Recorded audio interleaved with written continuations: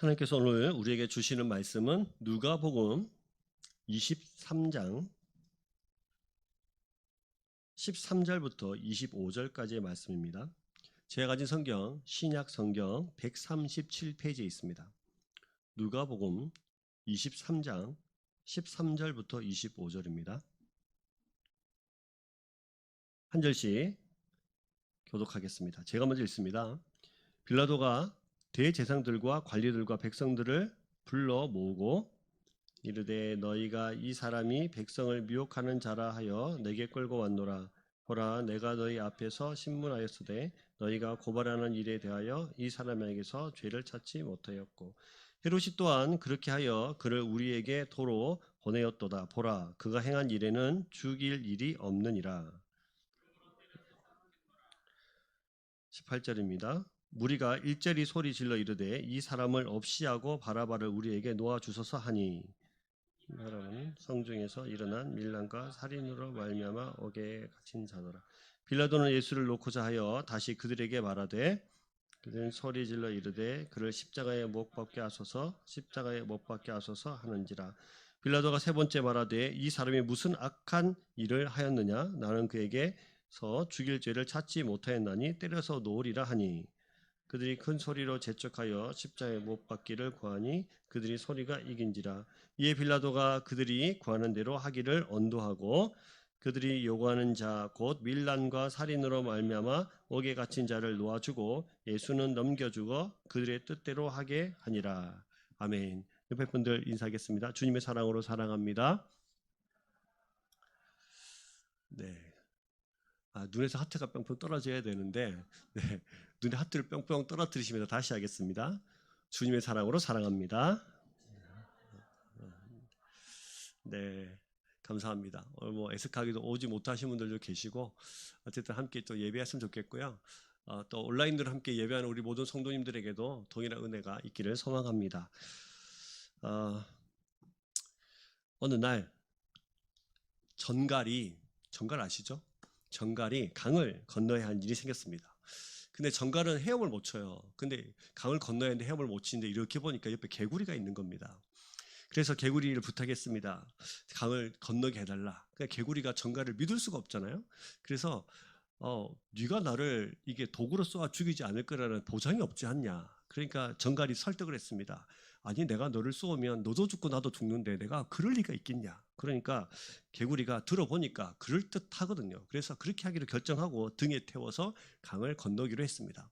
반쯤 건너는데 갑자기 개구리 등이 뜨뜻해지는 거예요. 뭐 했기 때문입니까? 전갈이 독을 쌌기 때문이에요. 약속을 지키자는 전갈을 당해서 죽어가면서 왜 쏘지 않겠다고 약속했는데 왜 쏘냐 그러니까 전갈이 함께 죽어가면서 그랬습니다. 독을 쏘는 거는 내 본성이야. 나도 어쩔 수가 없어. 이렇게 대답을 했어요. 이 죽은 전갈에게 아들이 하나 있었습니다. 이 전갈이 아버지의 장례를 치르고 아버지가 너무 생각이 나서 아버지가 죽은 강에 갔습니다. 그런데 강에서 이렇게 구경하고 있는데 발을 잘못 디뎌서 이 전갈 아들도 물에 빠진 거예요. 죽게 생겼습니다. 꼬록꼬록 가라앉고 있는데 그때 마침 옆에 목욕하러 온 어떤 사람이 너무 불쌍해 보여서 이 전갈을 건져줬습니다. 손바닥에 올려놓고 물가로 이제 가기 시작했는데 이 전갈이 자기도 모르는 사이에 이 손바닥을 도구로 쏜 겁니다. 너무 따가워서 자기도 모르는 사이에 전갈을 물속에 떨어뜨렸어요. 근데 다시 물속에 꼬락꼬락 깔아앉는 그 전갈을 보면서 너무 불쌍해서 다시 건져줬어요. 그리고 손바닥에 올려놓고 다시 물가로 가기 시작했습니다. 근데 이번에 이 전갈이 또 쏘는 거예요. 그래서 이번에는 정말 팔까지 너무너무 아프고 고통스러웠어요. 자기도 모르는 사이에 또 떨어뜨렸어요. 근데 또 물에서 헤엄치면서 죽어가고 있는, 그래서 익사할 수밖에 없는 그 전갈을 보면서 이 사람이 다시 건져 주었습니다. 근데 옆에서 멀리서 보고 있는 어떤 사람이 있었는데 이 모습이 너무 어리석고 기가 막힌 거예요. 그래서 이 사람한테 소리를 질렀습니다. 전갈을 내려놓으시오. 그렇지 않으면 계속 도침에 찔릴 거요. 전갈은 자신의 운명에 맡겨요. 전갈을 원래 쏘는 것이 본능이니까 절대 변하지 않을 겁니다. 그랬는데 이 사람이 계속해서 이 손을 올려놓고 또 이제 물가로 이제 가기 시작한 거예요. 자, 어떻게 됐을까요? 또 전갈은 그 사람을 쏘았습니다. 그래서 황급히 이 옆에 있던 남자가 달려가면서 이 사람을 물 밖으로 끄집어내고 그 틈을 타서 이 정갈은 모래사장으로 도망을 갔습니다. 남자가 어처구니 없으면서 이 사람한테 계속 물었습니다. 아니 저놈 때문에 죽을 뻔했지 않습니까? 정갈을 계속해서 당신을 찌를 게 뻔한데 왜 자꾸 포기하지 않고 정갈을 계속해서 살려준 거냐? 그러니까 이 정갈에 쏘였던 이 사람이 이렇게 말했어요. 정갈은 계속해서 나를 찌를 것이요. 그러나 정갈은 악한지도 모른 채 나를 쏜 것이요. 물의 본성이 젖게 하는 것처럼 정갈의 본성은 찌르는 것입니다. 정갈은 내가 자기를 안전한 곳으로 데려다 준다는 사실을 모르고 그랬던 겁니다. 정갈의 본성이 다다를 수 없는 의식의 차원이 있기 때문입니다. 이렇게 대답을 한 거예요. 그러니까 이 정갈은 무슨 일이 있든지 간에 뭐가 본성이에요? 쏘는 게 본성이에요. 절대 변하지 않는 본성. 그럼 오늘 제가 왜 이런 말씀을 드리냐면 오늘 이야기가 오늘 성경 본문이 이와 같아요. 정갈은 자기를 구해주고 있는 사람의 의도를 전혀 모른 채 그저 쏘는 것이 본능인 것처럼 오늘 본문에 등장하는 모든 사람들이 자기의 본성대로만 살아요. 그러면서 계속 정갈처럼 독을 쏘아댑니다. 사람들의 정갈과 같은 죄의 본성에 충실한 자세를 오늘 성경에 잘 볼 수 있어요. 사람들의 죄된 본성이 얼마나 치밀하게 사용되는지, 사람들의 죄된 본성이 얼마나 치열하게 반응하는지, 얼마나 사람이 악해질 수 있는지를 정말 잘 보여주는 본문이 오늘의 본문입니다. 그럼 여러분들 이 생각을 하실 거예요. 오늘 본문이 어디서 그런 장면이 등장을 하나? 그런 장면이 없는데 생각을 하시겠지만 오늘 저를 따라서 잘 보시면 이 철저한 자기의 죄의 본성을 붙잡고 살아가는 인간들의 모습을 볼 수 있습니다. 자, 그럼 정갈과 같은 사람들의 본성을 따라 살아가는 이 죄의 현장 속으로 저와 같이 들어가 볼 수 있으면 좋겠습니다. 먼저 오늘 여러분 이 본문에 잘 보시면 등장하는 부류가 여러 부류가 등장합니다. 어떤 부류가 등장하냐면 대제사장과 관리들, 그러니까 유대인 지도자들이 등장을 하고요. 그 다음에 누가 등장하죠? 빌라도가 등장하고요. 또 누가 등장하죠? 헤롯도 등장하고요. 그 다음에 예수님도 등장하고 바라바도 등장해요. 군중들도 등장해요. 자, 그래서 순서대로 이 사람들 좀 살펴봤으면 좋겠어요. 자, 첫 번째는 유대인 지도자들, 그러니까 13절에 말하고 있는 대제사장과 관리들과 백성들, 그리고 이 사람들이 예수님을 고발했던 대제사장과 이제 유대인 지도자들을 먼저 살펴볼 필요가 있겠죠. 우리가 지금까지 계속 살펴봤던 것처럼 이 유대인 지도자들이 왜 예수님을 그토록 죽이고 싶어 했습니까? 기억나십니까? 기득권 유지와 인기 유지라고 제가 말씀을 드렸습니다. 기억이 나시죠? 네, 기억나신다고 해주시면 감사하겠습니다. 기억이 나시죠? 네, 그렇습니다. 자신들이 가지고 있는 그 성경의 이야기, 율법이 최고라고 생각하고 자신들만 이것을 완벽하게 지키고 있다고 생각했던 그 당시 최고 종교 지도자들의 교만함이 어느새 예수님께서 그들의 행태를 욕하시고 지적하시면서 예수님을 따라다니는 사람들이 수없이 많았기 때문에 그들이 가지고 있는 그 인기 유지와 기득권 유지를 가지려고 했습니다. 끊임없이 예수님은 자신들을 비난했고요. 심지어는 이 사람들이 그 성전에서 제사를 드릴 때 엄청난 그 경제적 이익을 가지고 있었거든요. 왜냐하면 전 세계에 흩어져 있는 유대인들이 6월절만 되면 제사 드리러 예루살렘 성전에 와서 제사를 드려야 되잖아요. 그러니까 이 사람들이 옛날 같으면은 그 소나 양이라 가져와야 되는데 전 세계 흩어진 세계 어떻게 가져옵니까? 그러니까 성전에 와서 성전에서 재물을 파는 사람이 있었다는 거예요. 그럼 성전에서 재물을 파는 사람이 있었다는 것은 그것을 묵인해주고 팔도록 허락해주는 사람이 있었다는 거죠. 그 사람들이 누굽니까? 대제사장들과 서기관들이에요. 그러니까 엄청나게 많이 팔고 이익을 취했던 사람들이죠. 특별히 성전에서는 성전 안에서만 사용되는 금전이 있었어요. 근데 그때 이율이 다른 거예요. 옛날에는 뭐 1,000원을 내면 뭐 1,000원을 바꿔서 재물을 샀다고 한다면 그날 기분이 좀 나쁘면 2,000원에 팔고 3,000원에 파는 겁니다. 그러니까 억울해서 어떻게 하겠습니까? 제사를 드리려면 재물이 있어야 되니까 거기서 얻어지는 엄청난 이익이 바로 이들의 수중으로 주머니 속으로 들어가고 있었던 겁니다. 그런데 예수님께서 어느 날 오셔가지고 성전을 막 뒤엎으시면서 뭐라고 하신 거예요? 이 도둑의 소굴이라고, 너희가 다 도둑으로 만들었다고, 이 성전이 그런 지 만들었다면서 독사의 자식들 하시면서 그들 비난하기 시작했거든요. 그러다 보니까 그들 눈에는 예수님이 없어지면 좋겠던 거예요. 수없이 많은 사람들이 예수님을 뒤로 쫓아가면서 우리의 왕이라고 치켜 세우는 그것을 꼴보기 싫었던 거예요. 예수님을 죽이려고 한 이유는 그들의 타락한 본성에 기반한 시기와 질투, 빼앗기지 않으려는 마음과 더욱 누리고 싶은 그 더러운 마음의 본성에서부터 시작된 것입니다. 그래서 예수님을 잡기로 결정했는데 잡을 방도가 없는데 누가 예수님을 팔았습니까?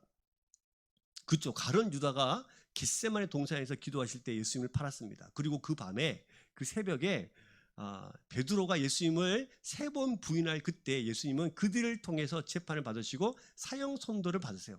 근데 그들에게는 사형은 선고했지만 사실은 그때 바로 돌로 쳐 죽일 수 있었지만 그렇게 죽이지 않았던 이유가 여러 가지가 있습니다. 첫 번째는, 그 이유는 죽이기는 하는데 그들의 손으로 예수님을 죽여버리면 많은 밀란들이 일어날 것이고 자기들 향해서 비난이 쏟아질 것을 뻔하니까 그들은 결정을 합니다. 어떤 결정을 하냐면, 로마의 손에 의해서 예수님을 죽이면 로마의 지배를 받고 있는 유대의 사람들은 로마를 향해서 그 분노를 표출할 거 아닙니까? 자신들의 욕망은 채우면서 손은 대고 손 뭐죠? 네, 손 안 대고 코를 푸는 방법, 그겁니다. 잘 듣고 계시네요. 손 안 대고 코를 푸는 방법. 그래서 예수님을 로마의 손에 넘기는 것입니다. 그래서 23장 1절 보시면 이렇게 됐어요. 무리가 다 일어나 예수를 빌라도에게 끌고 갔습니다. 왜요? 그때 예루살렘에 있었던 그 유대의 통치자가 누굽니까? 빌라도였기 때문입니다. 그래서 데리고 갔습니다. 자, 그래서 사형 집행권이 없었던 그들은 예수님을 끌고 빌라도에게 갔어요. 자, 빌라도에 갔는데 빌라도에게 재판을 맡기면서 그들이 고발한 내용이 있습니다. 자, 그것이 뭐냐면 23장 2절 말씀을 보시면 같이 읽어보겠습니다. 시작. 고발하여 이르되 우리가 이 사람을 보매 우리 백성을 미혹하고 가이사에게 세금 바치는 것을 금하며 자칭 왕 그리스도라 하더이다 하니, 이게 고발하는 내용입니다.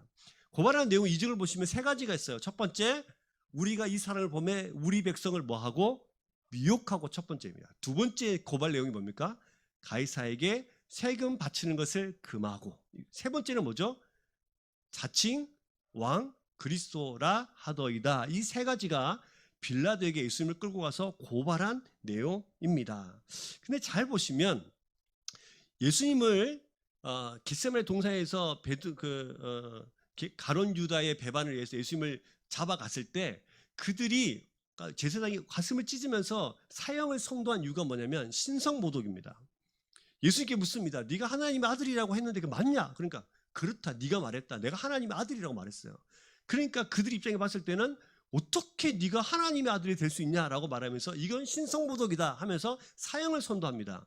근데 빌라도에게 데려와서는 지금 신성모독이 아니라 첫 번째는 백성을 유혹했다, 두 번째는 세금을 받지 말라고 했다, 세 번째는 자기가 유대의 왕이라고 했다고 말하는 겁니다.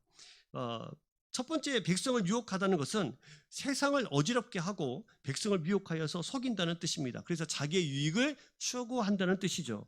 둘째, 가이사에게 세금을 바치지 말라고 하는 것은, 또 그들이 예수님이 가이사에게 세금을 바치지 말라고 한 것은 그를 거두려 한다고, 그것을 세금을 바치지 말고 자기가 거두려 한다. 즉 다시 말하면 경제사범이다는 거예요. 세 번째는 뭐냐면 자칭 유대인은 왕이다. 이 말은 정치범이라는 뜻입니다. 철저하게 이 유대인 종교 지도자들은 예수님을 빌라도에게 넘겨주면서 로마의 입장에서 봤을 때 이 사람은 죄인이라는 거예요. 로마 입장에 봤을 때 세금을 바쳐야 되는데 세금을 바치지 말라고 하고 백성들을 미혹하고 자기가 왕이라고 하니까 반역을 일으키는 정치범이자 정제사범이자 모든 것들이 로마의 관점에 봤을 때 죄인처럼 바라본 것입니다. 그런데 또 한 가지가 더 있어요. 이 사람들이 빌라도에게 예수님을 데리고 가면서 사실은 빌라도를 상당히 압박했습니다. 왜냐하면 이때다가 6월절이지 않습니까? 6월절 되면 전 세계에 흩어져 있던 유대인들이 예루살렘으로 와요. 기록에 의하면 한 100만 명쯤 됐다고 하는데 상당히 많은 숫자가 모였죠. 이때 유대를 다스리고 있는 빌라도 입장에서는 뭘 가장 두려워하냐면 흩어져 있는 민족이 모이면 뭐가 일어날 수 있어요? 밀란이 일어날 수 있죠. 그래서 제일 두려워하면서 이것을 경계했던 시기입니다. 그러니까 이 유대 종교 지도자들 입장에서는 이때가 가장 빌라도를 압박하기 좋은 타이밍인 겁니다. 그래서 빌라도에게 끌고 가면서 결국은 밀란이 일어날 것 같은 그런 생각을 막 하게 만들면서 그런 압박을 막 하면서 예수님을 죽이라고 선택하는 것은 자명한 일이기 때문에 계속해서 압박하기 시작한 거예요. 자, 보시면 정치적인 계략이 깔려있다는 사실을 우리가 알 수 있습니다. 유대 종교 지도자들은 철저하게 자신들의 욕망, 즉 누구를 죽여야 돼요? 예수님을 죽여야 되는데 자신들의 서로는 죽이지 않고 목표를 잘 달성하되 로마인 손에서 죽이기 위해서 온 유대 사람들이 로마를 향해서 반감을 가질 수 있도록 모든 것을 치밀하게 계획한 그 계획 속에서 예수님을 빌라도에게 데리고 간 것입니다. 자, 자신 보시면 자신의 욕망을 숨기고 마치 로마가 죽인 것으로 꾸며서 자기 욕망을 성취하고 책임을 회피하고 책임을 전가하고 있는 유대 지도자들의 모습을 볼 수 있어요. 그러니까 철저하게 이 사람들은 자기의 실리에 의해서 움직였던 사람, 자기의 본성에 의해서 움직였던 사람, 그리고 책임을 전가시켜서 나는 책임이 없다라고 하면서 자기의 욕망은 성취하는 그런 사람의 모습으로 지금 이 종교 지도자들이 보이고 있다는 거예요. 자, 두 번째 등장하는 사람이 있습니다. 빌라도입니다. 빌라도에게 딱 데리고 갔습니다. 23장 3절 보시면 같이 읽어보겠습니다. 시작. 빌라도가 예수께 물어 이르되 내가 유대인의 왕이냐 대답하여 이르되 내 말이 옳도다. 데리고 왔으니까 신문을 해야 되지 않습니까? 그래서 묻습니다. 네가 유대인의 왕이냐? 그러니까 예수님이 뭐라고 대답하여? 내 말이 옳도다. 이 말은 뭐죠? 내가 곧 유대인의 왕이란 뜻이에요. 그럼 이렇게 되면 유대의 이 지도자들이 고발한 대로 빌라도 입장에서는 유대인 왕이라고 하니까 어떻게 됩니까? 잡아서 감옥에 가둬야 되는 게 맞아요. 근데 4절 보시면 어떻게 하냐면 빌라도가 대제사장들과 무리에게 이르되 내가 보니 이 사람에게 뭐가 없어요? 죄가 없다. 이상하지 않습니까? 3절과 4절 사이에 뭔가 큰 간격이 있는 것 같아요. 갑자기 사라져요. 그러면서 갑자기 죄가 없다고 말해요. 왜 그럴까요? 두 가지 이유가 있어요. 첫 번째는 빌라도는 예수님이 정치적인 왕, 유대인의 왕이 아니라는 것을 이미 알고 있었습니다. 잘 아시다시피 빌라도는 유대인을 다스리는 사람이었습니다. 그러니까 우리로 치면은 그러니까 경남을 다스리는 경남 도지사 정도 됐습니다. 그래서 자신이 총독으로 있는 지역의 모든 정치, 경제, 민심의 동향, 종교적인 모든 문제까지 이미 다 파악을 하고 있었던 사람이 이 빌라도예요. 그래서 유대에서 일어나고 있는 크고 작은 서요들을 잘 감찰하고 있었습니다.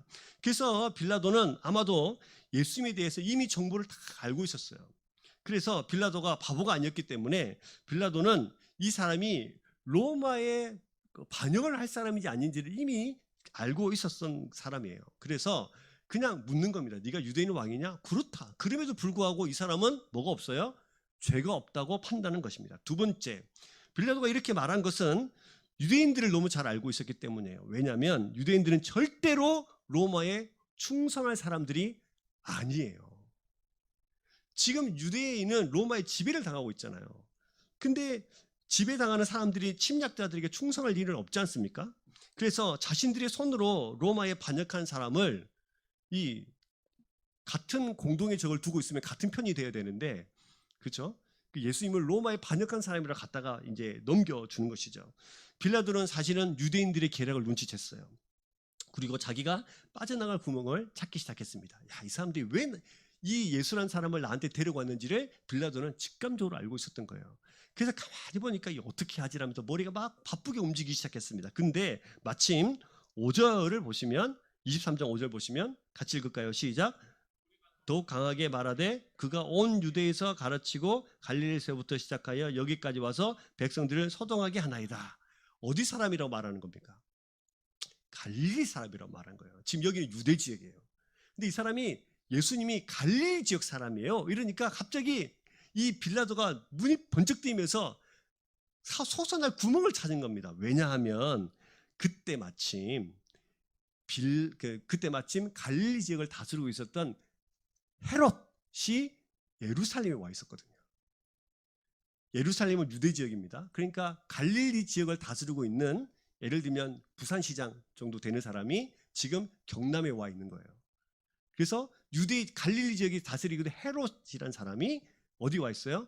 예루살렘에 유월절이라서 와 있었던 겁니다. 그래서 옳거니 하면서, 자 6절 말씀 보시면 빌라도가 듣고 그가 갈릴리 사람이냐 물어. 7절 같이 읽을까요?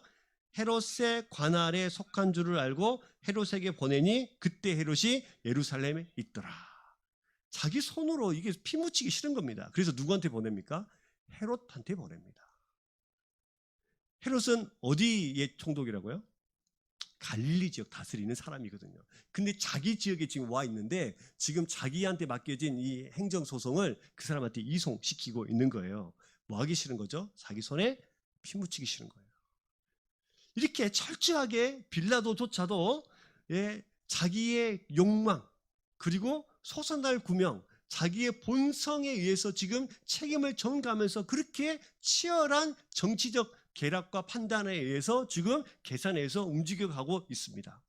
자, 그러면 헤롯의 이야기를 좀 볼까요? 헤롯은 어떤 사람입니까? 헤롯에게 왔습니다. 8절 말씀 보시면 헤롯이 예수를 보고 매우 기뻐하니 이는 그의 소문이 들었으므로 보고자 한지 오래되었고 또한 무엇이나 이적 행하심 볼까 바랐던 연고였더라. 근데 생각지도 않은 이 행정소송을 이제 헤롯이 맡은 겁니다. 딱 왔어요.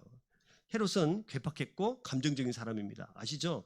과거에 헤롯이 어떤 사람이냐면 세례 요한을 좋아하긴 했는데 세례 요한이 당신의 결혼이 잘못됐어 이러니까 감옥에 가두고 그 어느 날 자기 생일에 와가지고 자기 딸이 막 춤추면서 막 너무 기분 좋게 하니까 네가 원하면 이 땅 절반이라도 떼줄게 이랬더니 이 딸이 뭘 원해요?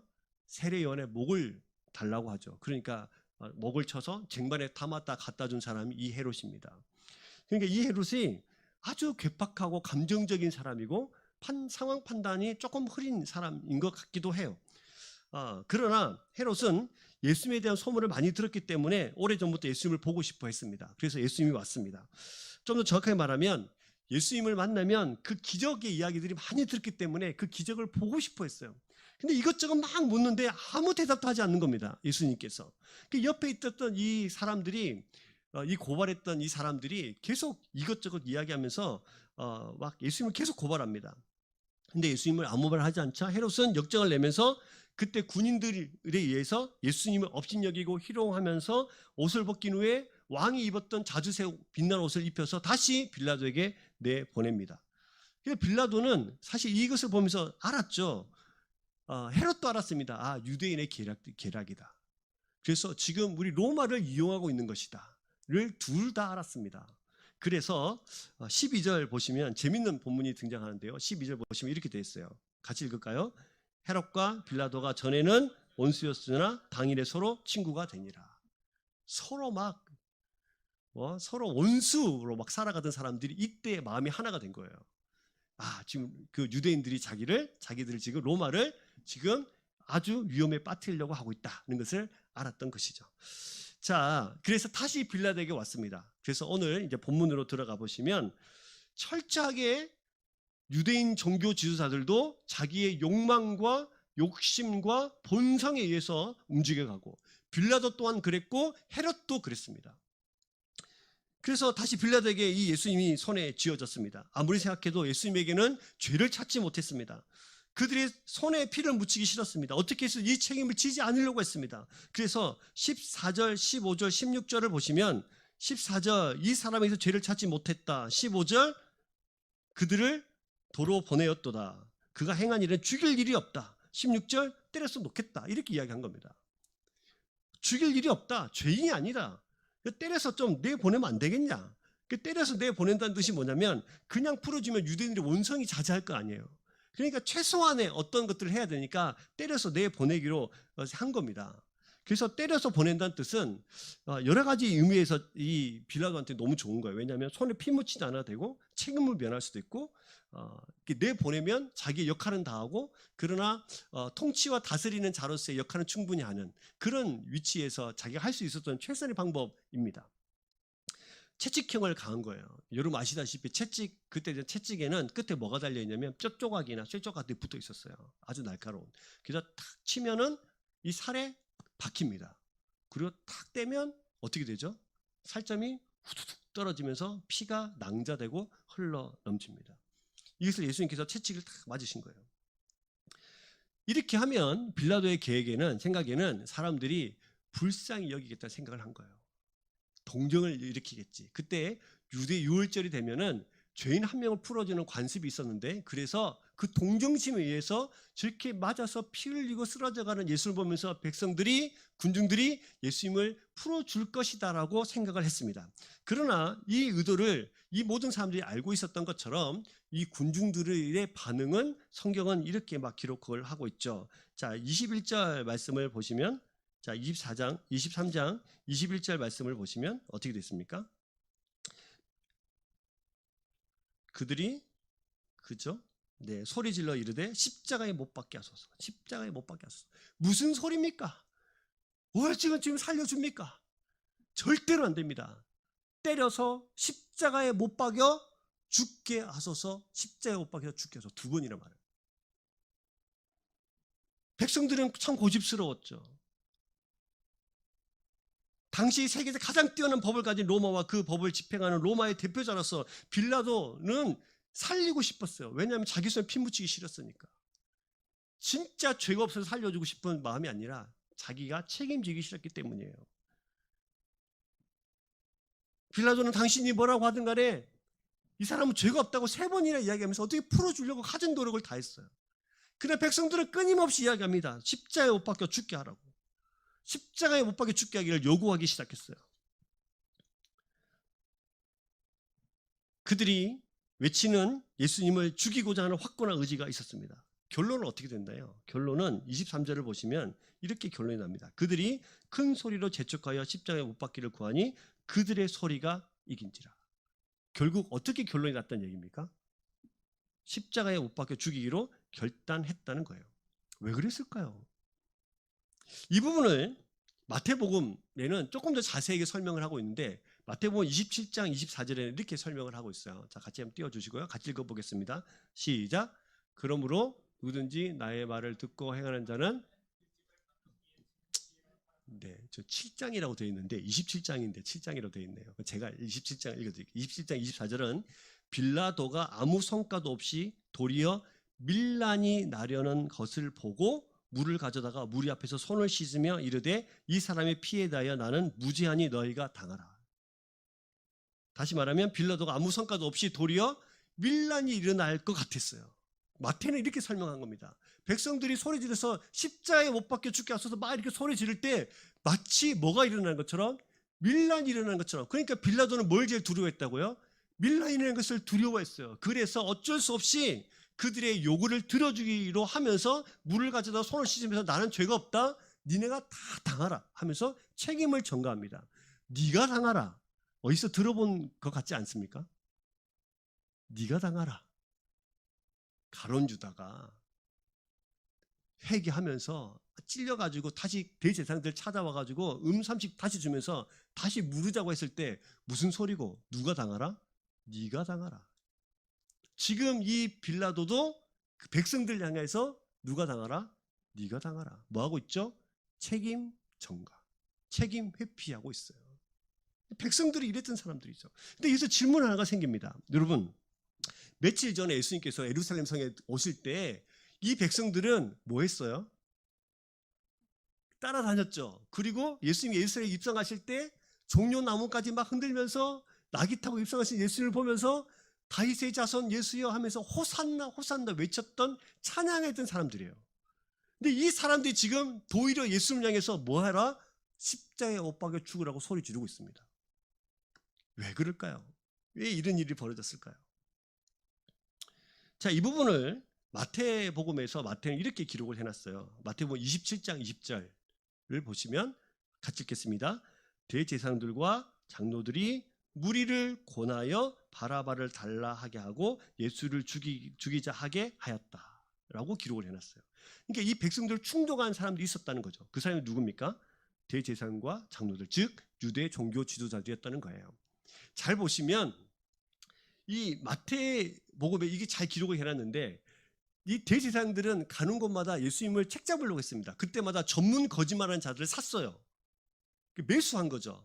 그래서 예수님을 향해서 계속 거짓말하게 하고 그의 죄를 지적하는 계속 작업들을 펴왔습니다. 이곳에서 마찬가지예요. 무리들을 한꺼번에 선동한 것이 아니라 몇몇 사람들을 사서 이 사람들이 매수해서 이 사람들이 다니면서 야, 예수라는 사람 십자가에 못 박혀 죽여야 되지 않아?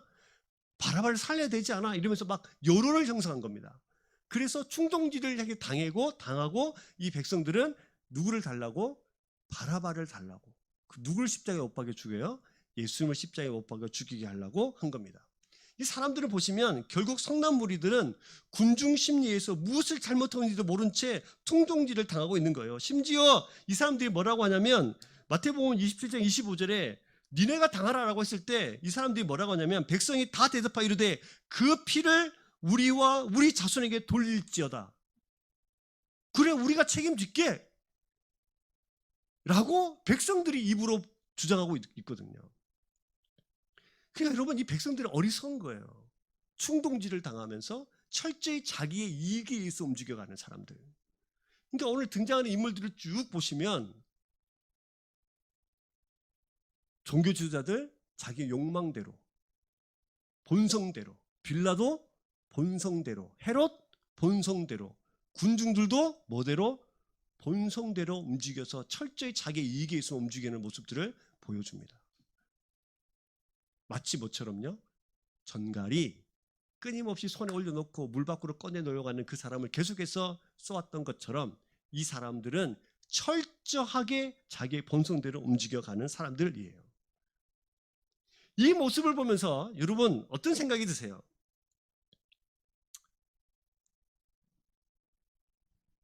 나쁜 사람들 같죠? 못된 사람들 같죠? 근데 여러분 이 모습을 보면서 우리의 모습과 다를 게 전혀 없는 모습을 봅니다. 우리 또한 철저하게 죄의 본성에 의해서 세상을 살아가는 사람들이잖아요. 그래서 오늘 본문을 잘 보시면 이 누가복음의 누가는 예수님은 죄가 없다. 이 사람들은 철저히 죄의 본성에 의해서 움직여가고 있다는 사실을 딱 대비시켜서 보여줍니다. 예수님의 죄가 없다는 사실을 누가는 강조해서 보여주고 싶어 했어요. 왜냐하면 여러분 이렇게 서로 아슬아슬한 교묘한 계략으로 살 길을 찾아서 서로에게 책임을 전가시키면서 죄 없는 예수님께 죄를 뒤집어 쓰고 있을 때 이 두 명의 증인이 나타나잖아요. 누가 죄 없다고 말했죠? 오늘 읽었던 본문에 첫 번째는 누가 죄가 없다고 말했어요? 빌라도가 죄가 없다고 그랬어요. 두 번째는 누가 죄 없다고 그랬죠? 헤롯도 죄가 없다고 그랬어요. 성경에 보시면 신명기 19장 15절에 보시면 이런 말씀이 있어요. 신명기 19장 15절 같이 읽습니다. 시작. 사람의 모든 악에 관하여 또한 모든 죄에 관하여는 한 증인으로만 정할 것이 아니요 두 증인의 입으로나 또는 세 증인의 입으로 그 사건을 확정할 것이며. 증인이 몇 명 필요하죠? 두세 명이 필요하죠. 근데 지금 두 명, 빌라도와 헤롯, 즉 유대인이 아닌 로마인 지도자들에 의해서 예수님이 뭐가 없다? 죄가 없다는 사실을 누가는 밝히고 있는 겁니다. 전부 다 자기의 욕망대로 세상을 살아갈 때 죄 없으신 이분이 이 모든 사람들을 책임지기 위해서 십자가의 길을 가고 있는 거예요. 저와 여러분 같이 빌라도 못됐죠? 헤롯도 못됐죠? 이 예수님을 판 종교 지도자들 되게 못됐죠? 언제는 우리 왕이라고 소리 지르면서 이제는 십자가 못 박으라고 말하고 있는 군중들 되게 못됐죠? 그런데 그 모습이 바로 저와 여러분들의 모습이에요. 이 모습을 보면서 죄 없으신 예수님께서 십자가의 길을 우리를 책임지시기 위해서 가고 계시고 있다는 거예요. 옆에 분들 한번 봐보세요. 잘 봐보세요. 이 사람들을 옆에 있는 사람들이 예수님을 부인하고 예수님을 십자가에 못 박혀 내놓을 때 예수님은 바로 당신을 책임지시기 위해서 십자가의 길로 가고 계십니다. 여러분 믿으십니까? 근데 여러분 잘 보시면 책임을 계속해서 전가시키고 나는 책임이 없다. 난 죄악의 본성 그대로 세상을 살아가는 이 시작이 어디로부터예요? 언제적부터입니까? 그쵸, 창세기예요. 아담과 하와에게 하나님께서 야 이거 먹지 마, 행위 언약을 하셨잖아요. 먹지 마. 이거 먹으면 죽어. 먹으면 나와의 관계는 끊기는 거야. 근데 이들이 이것을 먹었습니다. 그리고 하나님께서 묻습니다. 창세기 3장 12절 말씀을 보시면, 자, 창세기 3장 12절 띄워주시고요. 같이 읽겠습니다. 시작. 아담이 이르되 하나님이 주셔서 나와 함께 하게 하신 여자가 그가 그 나무 열매를 내게 줌으로 내게 먹었나이다. 띄워주세요. 자, 보세요. 그래서 하나님이 아담한테 묻습니다. 너 왜 먹었냐? 그러니까 아담이 이렇게 대답한 거죠. 아담이 이르되 누가 주셔서? 하나님이 주셨어. 이 말은 그 뭡니까? 하나님 주신 것 자체가 잘못된 겁니다. 왜 주셨습니까? 처음에 아담이 하와를 탁 대접줬을 때 우와 뼈 중에 뼈요 살 중에 살이다. 자기가 할 수 있는 모든 말을 동원해가지고 했는데 이제 하나님이 주셨다는 거예요. 하나님 실수입니다. 책임을 누구한테 전가시키는 거예요? 하나님께 책임을 전가시켜서. 그 다음에 나와 함께 하게 하신 그 여자가 그 나무 열매를 내게 주었으므로. 누가 줬다는 거죠? 하와가 줬다는 거예요. 그러니까 이 책임 또한 누구한테 돌리고 있는 거죠? 하와한테 돌리고 있는 거예요. 아담은 그랬어요. 아담의 죄악의 시작이 이런 겁니다. 모든 책임을 나는 잘못이 없어요. 하나님이 나에게 주셨겠어 나와 함께 하신 그 여자 때문에 하나님이 잘못하신 것이고, 문제는 또 이 여자가 나한테 그것을 먹으라고 이랬기 때문에 내가 먹은 겁니다. 나는 잘못이 없습니다. 라고 말하는 겁니다. 모든 책임을 전가시키는 것이죠. 그래서 하나님과의 관계가 깨지고 인간과 인간의 관계가 깨진 거예요. 이 여자를 고소하고 있는 거죠. 언연 중에 하나님 또한 고소하고 있는 겁니다. 하나님 저한테 잘못하신 거예요. 여자는 뭐라고 대답합니까? 창세기 3장 13절 보시면 같이 읽겠습니다. 시작. 여호와 하나님이 여자에게 이르되 내가 어찌하여 이렇게 하였느냐? 여자가 이르되 뱀이 나를 꿰므로 내가 먹었나이다. 여자는 뭐라고 그래요? 뱀 때문이에요. 또 책임을 전가시키죠.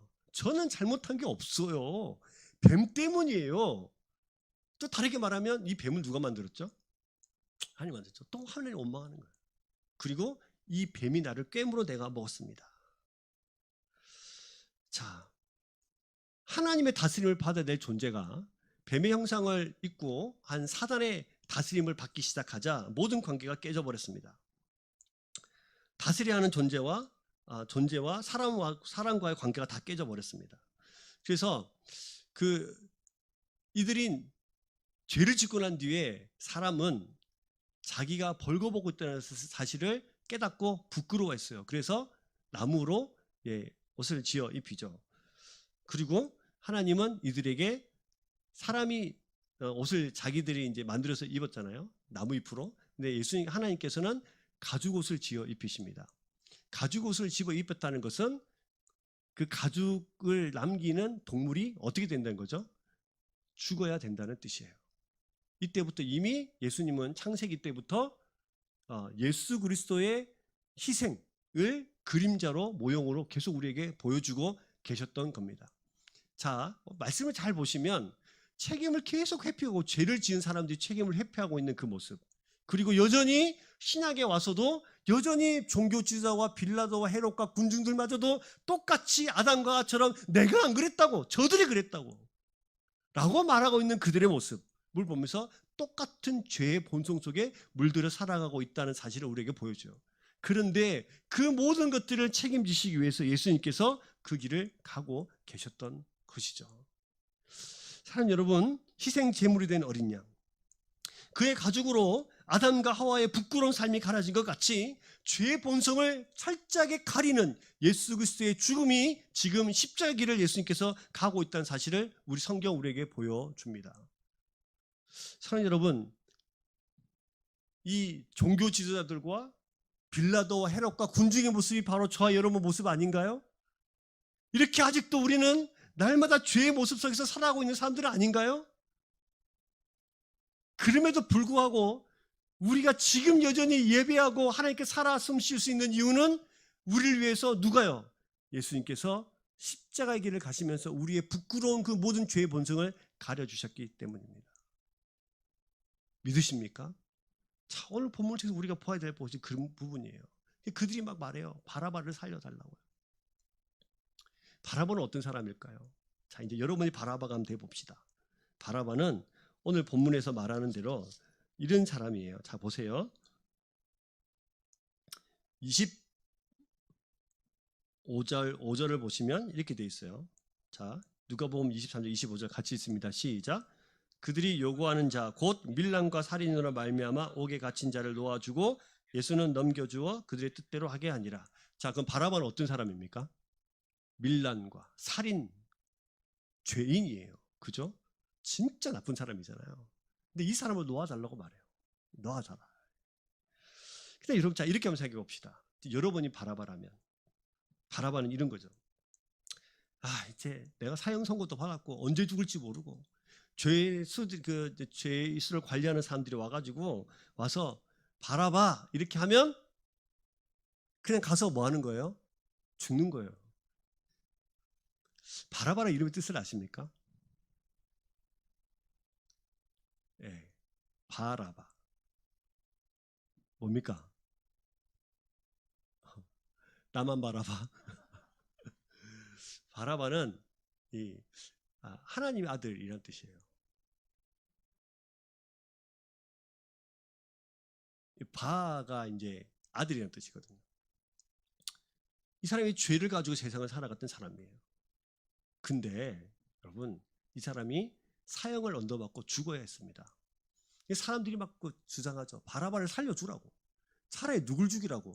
예수라는 사람 십자가 못 박혀 죽이라고. 그럼 바라바는 죽어야 되는데 누가 대신 죽은 거죠?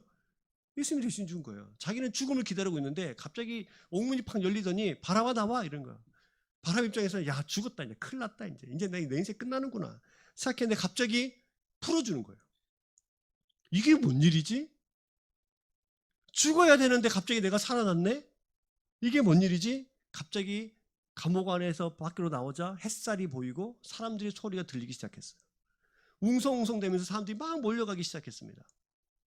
뭔가 하고 가보니까 자기를 대신해서 십자가를 지고 가는 예수 그리스도를 발견합니다. 따라가 보니까 예수라는 사람이 이미 채찍이 많이 맞아서 피를 막 흘리고 있습니다. 그리고 십자가에 못 박혀 달려있는 거예요. 그러니까 가보니까 이 병정들이 칼로 옆구리를 찔러서 피가 확 넘쳐나는 거예요. 고통스러워하는 그 모습을 보면서 바라바는 저 십자가에 누가 달려야 하는데, 내가 달려야 되는데, 내가 죽어야 하는데, 가시 찔린 머리, 이마에는 피가 넘쳐나고 손발에 뚫려서 십자가에 못 박혀 있는 그를 보면서 내가 죽어야 하는데. 여러분, 오늘 이 본문을 잘 보시면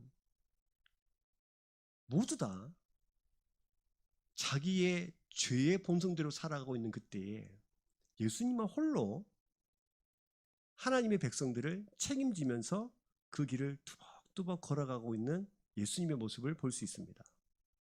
왜 그럴까요? 오늘 설교 제목이 이래요. 뭡니까? 본성대로, 그 다음에 사랑대로예요.